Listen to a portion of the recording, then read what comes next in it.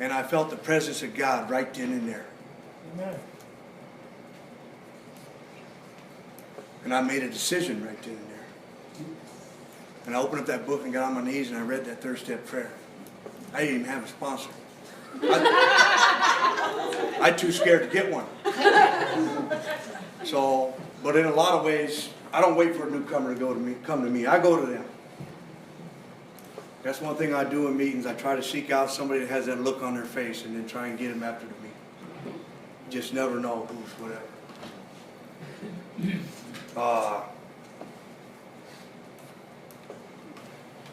And then our book goes on to say right there in that point that when we sincerely take this position, we are reborn.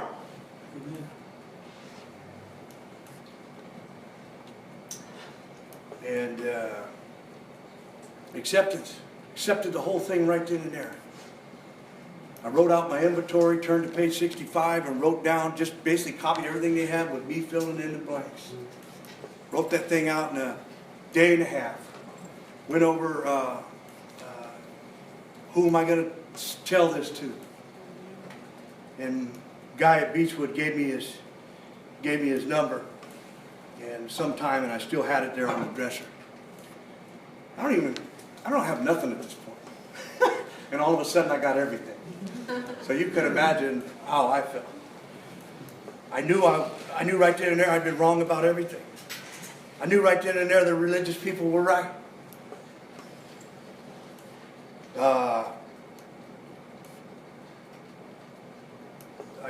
Mark had given me his number and from Beechwood, and I called him. It was on a Sunday afternoon.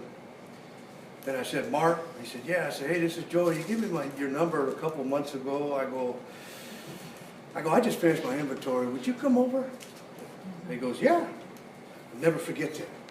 He was at my house in a half hour. I'll never forget that. As long as I live, I hope I never forget that. You know, I've left work because I've gotten a phone call, regardless of what happens. You know. Because in that book there's another promise. That God takes care of those who perform His work well. It doesn't say God takes care of those who don't drink.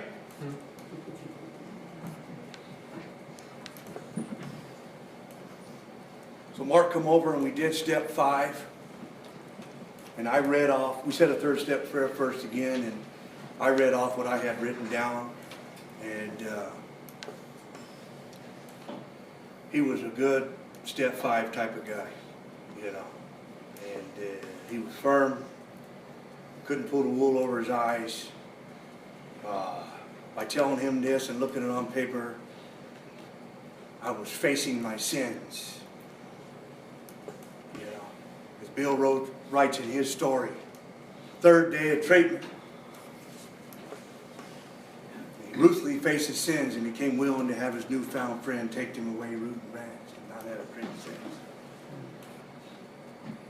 And I faced those sins and I felt awful.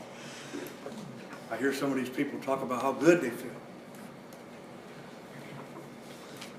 But I felt awful to see what I had become. And that brought about humility. And we did 6 and 7. 8 was easy. I already had the names. I'm telling myself, I gotta go call Mom and Dad and all this stuff. And you know, that's the thing about it. If you have that willingness, God makes it possible. You cannot fail this program. I want to say it's easy. When you get to that point, the hard part, the divorces, the course, the turmoil, this, the that. But when you accept the power of God, there's one who has all the power. Not some of the power, not only in January, not only around the holidays, all the power. Since that day, I've had all I needed. You know.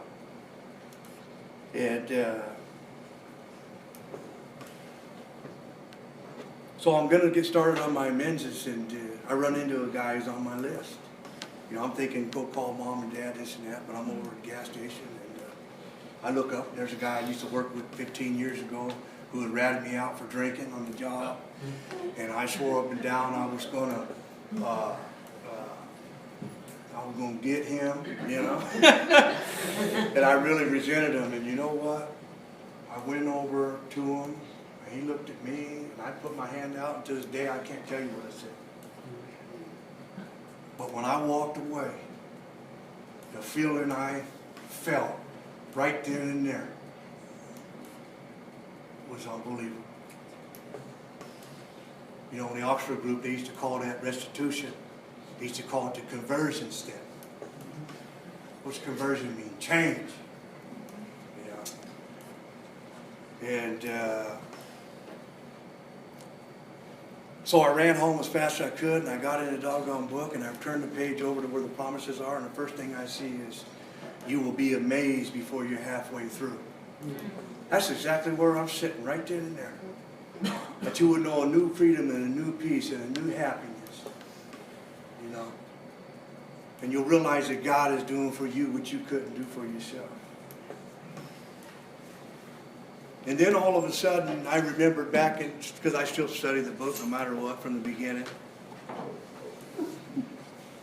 And back in the Agnostics it says,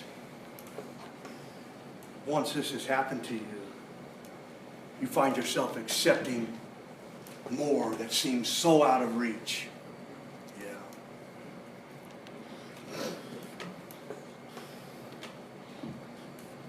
And then I went and I kept making my amends. Some of them didn't go so good, but most of them did. And I started to pay back all that money I owed. And I ended up getting my license back. And I was about 14 months sober. And I hadn't seen the kids in 5 years. You know, here they are right here. And where do you start, you know? Well, get you a paralegal. So anyway, this gal helped me with my paperwork and stuff, and I went in to talk to mediators and had to go back to court and all that stuff. And I didn't have to do nothing. It was like God was changing their mind as well, you know? And I started with supervised visits with them, and then it went to every other weekend. Then we got real close. Now they live with me.